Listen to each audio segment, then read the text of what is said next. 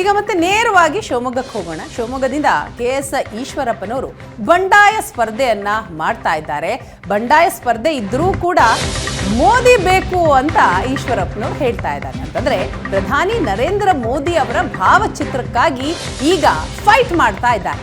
ಮೋದಿ ಭಾವಚಿತ್ರ ಬಳಸಲು ಅನುಮತಿ ಕೋರಿದ್ದಾರೆ KS ಈಶ್ವರಪ್ಪ. ಮೋದಿ ಭಾವಚಿತ್ರಕ್ಕಾಗಿ ಕೋರ್ಟ್ ಮೊರೆ ಹೋಗಿದ್ದಾರೆ ಈಶ್ವರಪ್ಪನವರು. ಕೋರ್ಟ್ನಲ್ಲಿ ಮೋದಿ ಭಾವಚಿತ್ರಕ್ಕಾಗಿ ಮೊದಲೇ ಕೇವಿಯಟ್ ಅನ್ನ ಸಲ್ಲಿಸಿದ್ದಾರೆ. ಕಾನೂನಾತ್ಮಕವಾಗಿ ತಡೆಯಲು ಪ್ರಯತ್ನಿಸಿದಂತೆ ಯಾವುದೇ ರೀತಿಯ ಪ್ರಯತ್ನಗಳಾಗಬಾರದು ಅಂತ ಕೇವಿಯಟ್ ಸಲ್ಲಿಕೆ ಮಾಡಿದ್ದಾರೆ. ಭಾರತದ ಪ್ರಧಾನಿಯ ಭಾವಚಿತ್ರವನ್ನ ನಾನು ಉಪಯೋಗ ಮಾಡ್ತೀನಿ.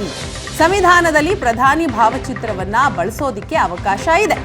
ಭಾವಚಿತ್ರದ ವಿರುದ್ಧ ದಾವೆ ಏನಾದರೂ ಹೂಡಿದ್ರೆ ಅದನ್ನ ತಡೆಯೋದಿಕ್ಕೆ ಮುಂಜಾಗ್ರತಾ ಕ್ರಮವಾಗಿಯೇ ಕೋರ್ಟ್ಗೆ ಈಗ ಕೇವಿಯಟ್ ಅನ್ನ ಸಲ್ಲಿಸಿದ್ದಾರೆ KS ಈಶ್ವರಪ್ಪನವರು. ಕೇವಿಯಟ್ ಅವಧಿ 3 ತಿಂಗಳಿರುತ್ತೆ. ಅಷ್ಟರಲ್ಲಿ ಚುನಾವಣೆನೇ ಮುಗಿದು ಹೋಗುತ್ತೆ. ಯಾರು ಕೂಡ ತಡೆಯಾಜ್ಞೆ ತರೋದಕ್ಕೆ ಸಾಧ್ಯ ಇಲ್ಲ ಅನ್ನೋ ಲೆಕ್ಕಾಚಾರದ ಹಿನ್ನೆಲೆಯಲ್ಲಿಯೇ ಈಗ KS ಈಶ್ವರಪ್ಪನವರು ಕೋರ್ಟ್ ಮೊರೆ ಹೋಗಿದ್ದಾರೆ. ಪಕ್ಷದ ವಿರುದ್ಧ ಬಂಡಾಯ ಎದ್ರೂ ಕೂಡ ಅವರಿಗೆ ಮೋದಿ ಭಾವಚಿತ್ರ ಬೇಕು ಅಂತ ಈಗ ಕೋರ್ಟ್ ಮೊರೆ ಹೋಗಿದ್ದಾರೆ. ನಮೋ ಭಾವಚಿತ್ರಕ್ಕಾಗಿ ಕೇವಿಯಟ್ ಅನ್ನ ಸಲ್ಲಿಕೆ ಮಾಡಿದ್ದಾರೆ. ಎಸ್, ಈಶ್ವರಪ್ಪನವರು ತಮ್ಮ ಮಗನಿಗೆ ಹಾವೇರಿಯಲ್ಲಿ ಟಿಕೆಟ್ ಸಿಗಲಿಲ್ಲ ಅನ್ನೋ ಕಾರಣಕ್ಕಾಗಿ ಸಿಟ್ಟಿಗೆದ್ರು. ಅದರಲ್ಲೂ ಯಡಿಯೂರಪ್ಪ ಅವರ ವಿರುದ್ಧ ಭಾರಿ ಸಿಟ್ಟಾದ್ರು. ಹಾಗಾಗಿ ಯಡಿಯೂರಪ್ಪ ಪುತ್ರ ಕಣದಲ್ಲಿರುವಂತಹ ಶಿವಮೊಗ್ಗ ಕ್ಷೇತ್ರದಿಂದ ತಾನೇ ಬಂಡಾಯ ಅಭ್ಯರ್ಥಿಯಾಗಿ ನಿಲ್ತೀನಿ ಎಂದ್ರು. ಆದರೆ ಹೇಳ್ತಾ ಇದ್ದವರು ಒಂದೇ, ನಾನು ಗೆದ್ದು ನನ್ನ ಗೆಲುವನ್ನ ಮೋದಿಯವರಿಗೆ ಅರ್ಪಿಸ್ತೀನಿ, ಮೋದಿಯವರಿಗೆ ಕೊಡುಗೆ ಕೊಡ್ತೀನಿ ಅಂತ.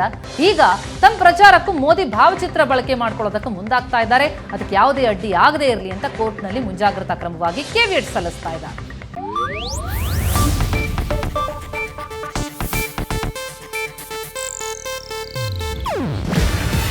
ಇದು ಏಷ್ಯಾನೆಟ್ ನ್ಯೂಸ್ ನೆಟ್ವರ್ಕ್ ಪ್ರಸ್ತುತಿ. ನೀವು ನೋಡ್ತಿದ್ದೀರಾ ಏಷ್ಯಾನೆಟ್ ಸುವರ್ಣ ನ್ಯೂಸ್.